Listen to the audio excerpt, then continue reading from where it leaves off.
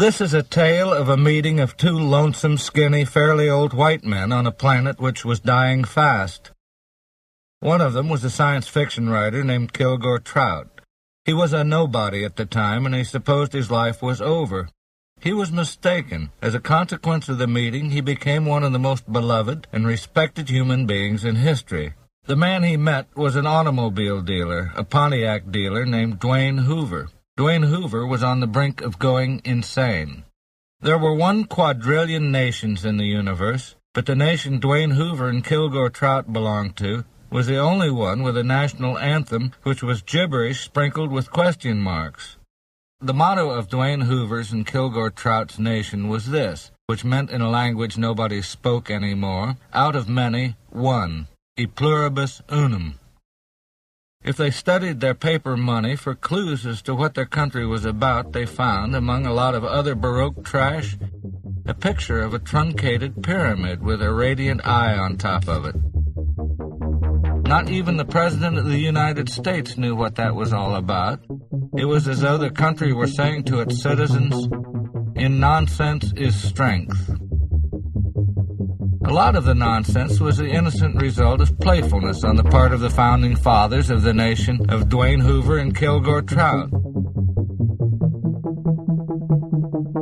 The founders were aristocrats, and they wished to show off their useless education, which consisted of the study of hocus-pocus from ancient times. They were bum poets as well. But some of the nonsense was evil, since it concealed great crimes. For example, teachers of children in the United States of America wrote this date on blackboards again and again, and asked the children to memorize it with pride and joy. 1492. The teachers told the children that this was when their continent was discovered by human beings.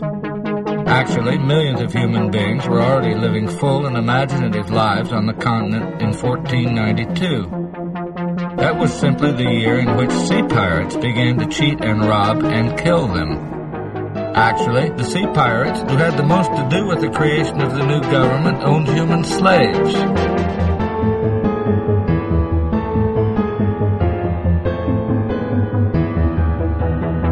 They used human beings for machinery, and even after slavery was eliminated because it was so embarrassing, they and their descendants continued to think of ordinary human beings as machines.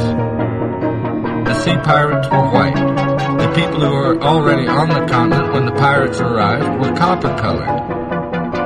When slavery was introduced onto the continent, the slaves were black. Color was everything. When Dwayne Hoover and Kilgore Trout met each other, their country was by far the richest and the most powerful country on the planet. It had most of the food and minerals and machinery, and it disciplined other countries by threatening to shoot big rockets at them or to drop things on them from airplanes. Most other countries didn't have doodly squat. Many of them weren't even inhabitable anymore.